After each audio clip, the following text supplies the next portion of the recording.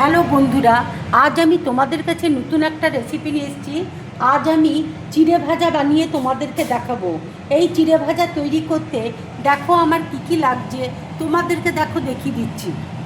দেখো চিড়ে নিয়েছি, বাদাম আছে, কারি পাতা রয়েছে, রসুন কুচি আছে, শুকনো লঙ্কা রয়েছে, দুটো ডিম রয়েছে, আর এখানে কর্নফ্লেক্স আছে। তাই দেখো তেল দিয়েছি, তেল দেখো গরম হয়ে গেছে। এবার আমি চিড়েটা দেখো দিয়ে দিচ্ছি।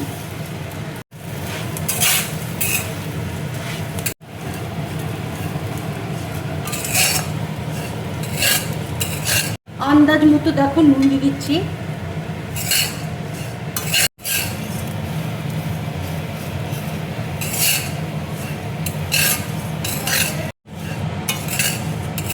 চিড়ে দেখো ভাজা হয়ে গেছে, এবার আমি নামিয়ে নিচ্ছি।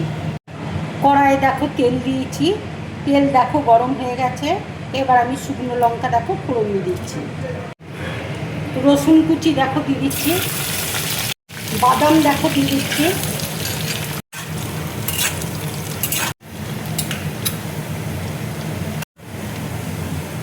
অল্প করে দেখো নুন দিয়ে দিচ্ছি।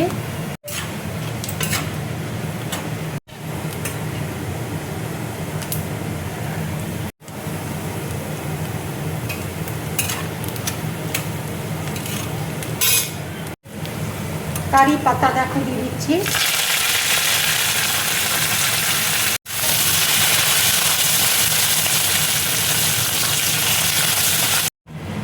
এবার দেখো কর্নফ্লেক্স আমি দিয়ে দিচ্ছি।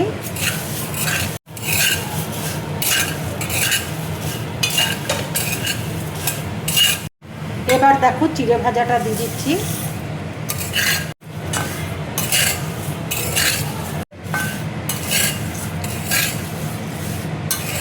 চিড়েটা দেখো ভাজা হয়ে গেছে, এবার আমি গ্যাসটা অফ করে দিচ্ছি।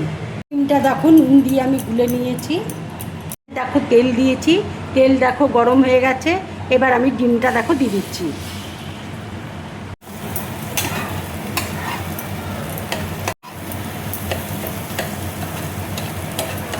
ডিমটা দেখো ভেজে নিয়েছি, ঠিক দেখো ঝুরঝুরে মতো হয়ে গেছে। এবার আমি চিড়ের মধ্যে দিয়ে দেবো।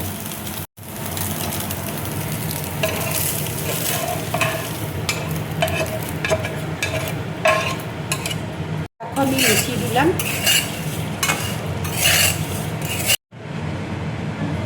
ভাজাটা দেখো হয়ে গেছে, এবার আমি গ্যাসটা অফ করে দিচ্ছি। ভাজা দেখো আমার পুরোপুরি কমপ্লিট।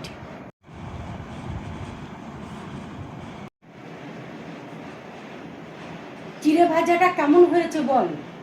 দারুণ হয়েছে পিসমণি, খুবই সুন্দর। বন্ধুরা, আমার এই চিড়ে ভাজার রেসিপিটা যদি তোমাদের ভালো লাগে তাহলে লাইক করবে, শেয়ার করবে, আর ড্রিম ব্লগ চ্যানেলটাকে সাবস্ক্রাইব করবে।